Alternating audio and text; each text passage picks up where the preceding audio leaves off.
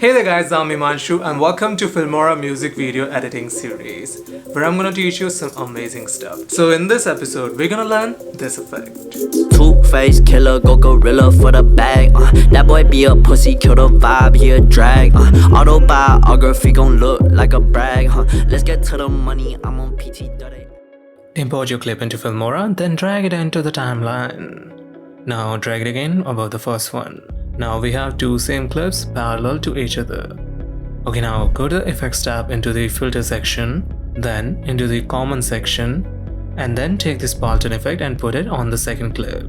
Now if you play, then you will notice this jittery, laggy video, and that is exactly what we want. Okay, now double click on the second video and go to its compositing and change it to pin light. So now if I play, then you will notice this weird glitchy, laggy or jittery blurs to our subject here. That is exactly what we want. And now our effect is done. But you know what? I'm gonna add some color grading to our main video so that our second video will get some good texture in it, as both of them are blended as of now. And now it looks more punchy and kind of cool. So guys, in the next video, I will teach you that how to create these colorful stroke RGB flicker disco lights.